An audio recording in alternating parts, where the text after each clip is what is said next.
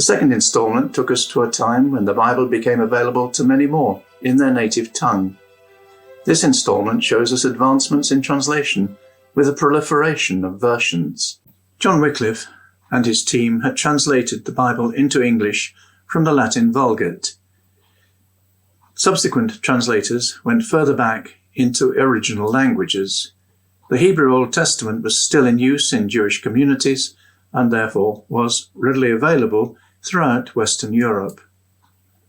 The fall of Constantinople in AD 1453 caused many scholars to flee to the West, and they took with them copies of the Greek New Testament when they came into Europe, and these became available for translation.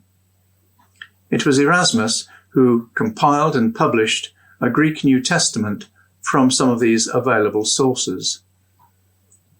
There's a relatively small number of Greek texts, but amongst the most reliable. And he published the first printed Greek New Testament in 1516. This became the basis of most subsequent Protestant translations into English until the Revised Version.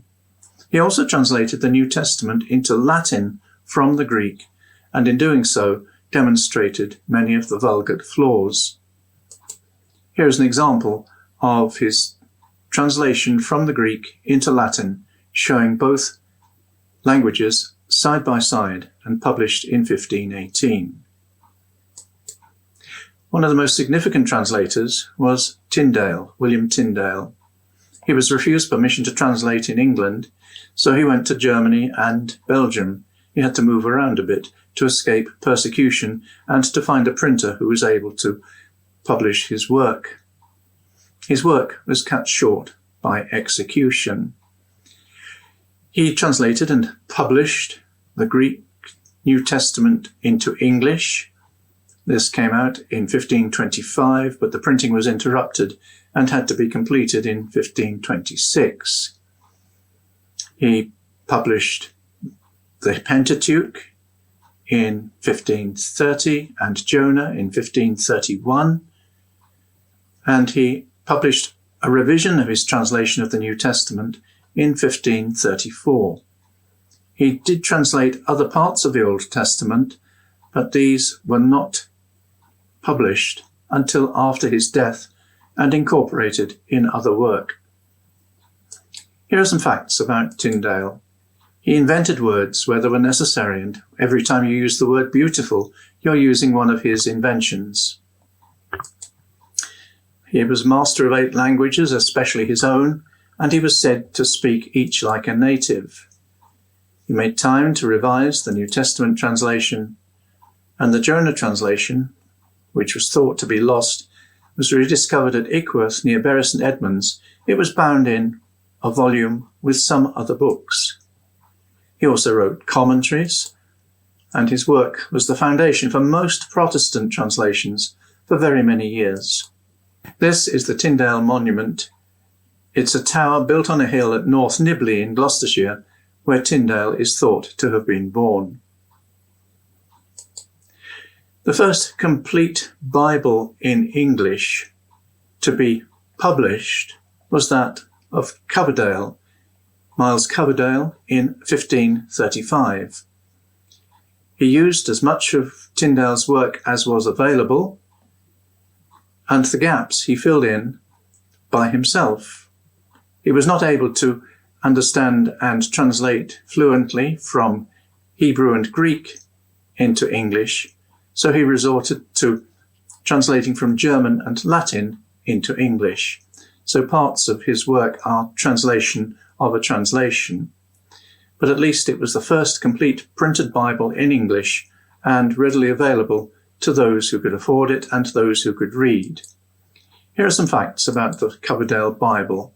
The first complete printed English Bible, the first English Bible with summaries at the heads of chapters, the 1537 edition set forth with the King's most gracious license.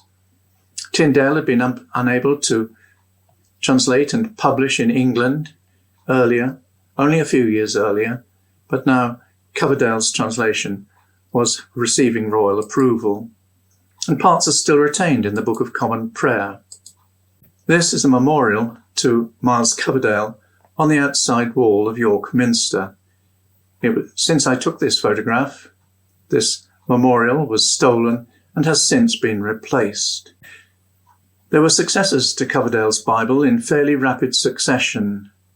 1537, Matthew's Bible by John Rogers. He used a pseudonym, and this was set forth with the King's license. Again, his sources were Tyndale and Coverdale, and Matthew's Bible included Tyndale's second revision of the New Testament and parts of the Old Testament not previously published from Joshua through to the Book of Chronicles.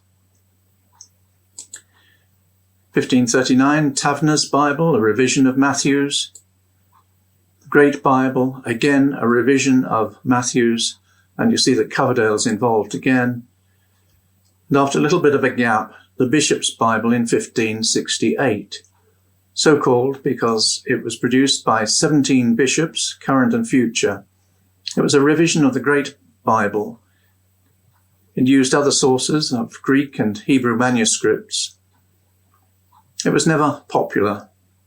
The scholarship amongst its translators was limited, and it was produced in rather a hurry to counter the popularity of the Geneva Bible. We'll have a look at the Geneva Bible now. This was produced from the Hebrew and the Aramaic for the Old Testament and the Greek for the New Testament, taking into account other versions which were then available. Translators then took note of what others had seen and understood in the original languages, and they were not ashamed to learn from them. This translation was part funded by John Bodley, the father of the founder of the Bodleian Library in Oxford. It was produced by religious refugees in Switzerland during the reign of so-called Bloody Mary. While the Bishop's Bible, at which we've looked briefly, was read in churches as being the official Bible, the Geneva Bible became very popular as a household Bible. And here are some interesting points. It was the first complete English Bible translated entirely from original languages. Remember that up to that point, although the New Testament was translated entirely from the Greek, parts of the Old Testament have been translated from the Latin and from the German.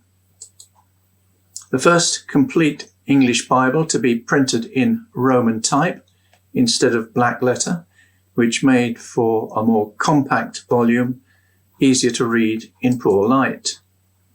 The first English Bible with chapter and verse divisions, very useful when making reference to specific passages, and words not in the original but added to complete the sense in italics as they had been in Whittingham's New Testament.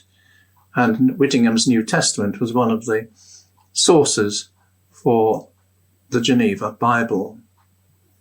The Geneva Bible was dedicated to Elizabeth I. In Scotland, every household above a certain income was required to purchase a copy. In June 1580, John Williamson was appointed to visit and search every house and to require sight of their Bible and psalm book, if they have one, to be marked with their own name. Presumably the marking with their own name was to make sure that the children didn't pop out the back and pass it over the fence to the neighbours so that they would pass inspection. Translating was a dangerous occupation at one point. Wycliffe, although he was never tortured or imprisoned during his lifetime, was relegated from a high position at Oxford and ended his life as a rector at Lutterworth. After his death, his bones were dug up and burnt and scattered in the local river. Purvey and Nicholas, who had worked with him and were imprisoned. Tyndale, strangled and burned. John Rogers was burned. Cranmer, who'd written the preface to some editions of the Great Bible, he also... The Roman Catholics had thought that if the people must read the Bible in their own tongue, let it be in a version approved by their church. The Vulgate had been approved. In fact, it had been instigated by the church, so it must be good enough as the basis of translation. And so what's known as the Douay Rheims Bible, or the Douay Bible, was translated from the Latin. The Old Testament was translated at Douay and the New Testament in Rheims. So that's the reason for the name of the Bible. And that came out complete in 1610, just a year before the Authorized or King James Version. The first translation included many words of Latin origin. It was revised subsequently and made more like the King James Version. But you'll see that over the years it has been revised a number of times. This takes us up to the time of the Authorized Version, 1611. But we'll leave this to the next instalment. This third instalment has shown us advancements in translation, with a proliferation of versions. The next instalment considers the most widely available and distributed translation, the King James Version or the Authorized Version. Until then, farewell.